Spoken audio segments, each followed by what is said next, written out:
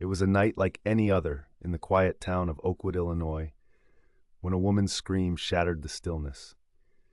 In a neighborhood where doors were rarely locked, no one could have anticipated the horror that would unfold. Her name was Melissa Jones. A beloved single mother of two young children, Melissa was known for her kindness, her laughter, and her dedication to her family. Friends and neighbors often referred to her as the heart of the community. On that fateful night in October 2016, Melissa had just returned home after attending a local fundraising event. Dressed in her favorite floral dress, she had been glowing, full of plans for the Halloween activities she would organize for her kids. But as the clock struck 11, the calm of the night was ruptured by the unsettling sounds of a violent struggle. Neighbors reported hearing muffled cries followed by a sudden, chilling silence. When they decided to check on Melissa, it was too late. The front door stood ajar, an ominous invitation leading them into the grim scene. Police arrived moments later. What they found was shocking. Melissa's lifeless body lay on the floor of her living room, a pool of blood beneath her. The brutality of the attack struck the detectives hard. She had been stabbed multiple times, her life taken in a brutal act of violence that left behind a fractured family and a community in despair. As the investigation began, detectives quickly turned their attention to the last known person to see Melissa alive. Her ex-boyfriend, Michael Brenner, had been at the fundraiser with her.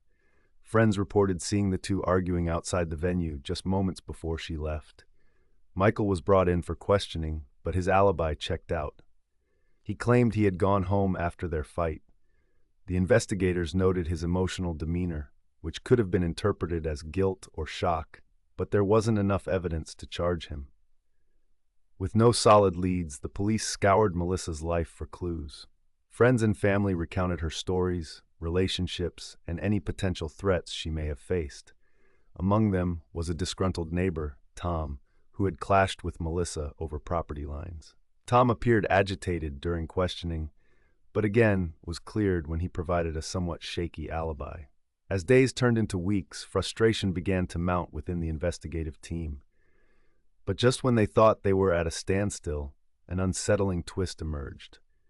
A witness came forward, claiming they remembered seeing a dark figure leaving Melissa's house that night. When pressed for details, the witness described the figure: tall, wearing a hoodie, and moving quickly away from the scene.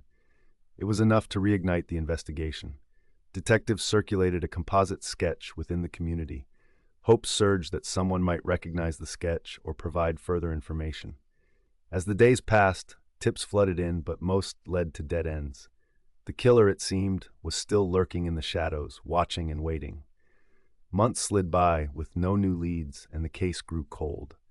Behind the scenes, frustration bubbled among the detectives, each feeling the weight of the unsolved murder pressing down on them.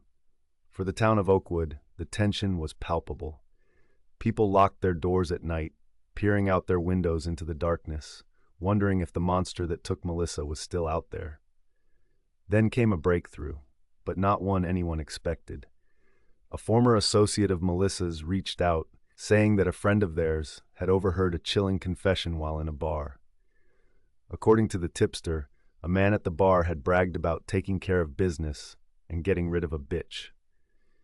It was messy, low-key, and seemingly detached from the original narrative, yet the connection was made. The man was identified as Jason Carter, a local handyman who had done work for Melissa in the past.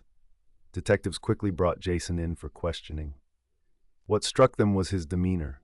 He was relaxed to the point of appearing indifferent. He relayed an alibi that felt rehearsed. No physical evidence linked him directly to the scene, but inconsistencies emerged in his story, creating doubt. Hours later, he walked out, free but marked as the prime suspect. With each passing month, the walls seemed to close in on Jason. He became increasingly paranoid. He began avoiding friends and frequent haunts. Rumors spread like wildfire through the town, and those who knew him began distancing themselves. But despite intensive surveillance and repeated questioning, Jason maintained his innocence. Each time investigators thought they had enough to charge him, they found themselves short of concrete evidence. The investigation eventually stalled again. Hopes dashed, and the case became a haunting refrain in the lives of Melissa's family. They marked anniversaries and shared memories, but the emptiness ate away at them. Melissa's two young children grew up without their mother, learning about her through painstaking stories and a few scattered photographs. In 2020, the unyielding darkness surrounding the case began to lift slightly. New forensic technologies surfaced that could re-examine the evidence from Melissa's murder. While this brought a glimmer of hope, it also came with reminders of the blurred lines in their memories. As old wounds reopened, everyone clung to a fragile hope that the truth would finally come to light. Today, the case remains unsolved. The police have not abandoned the investigation, and a few cold cases detectives still hope to revisit Jason Carter's alibi. As for him, whispers of guilt follow him, but with no closure, he moves freely, looking over his shoulder. What remains unresolved is the question that haunts everyone who knew Melissa. Who could commit such a horrific act against someone so cherished? As we ponder this, it's clear that the darkness of unsolved murders leaves scars that last a lifetime. And in the quiet towns, beneath the peaceful facades, there lurks a chilling reminder that sometimes the truth is far more elusive than we can bear to face.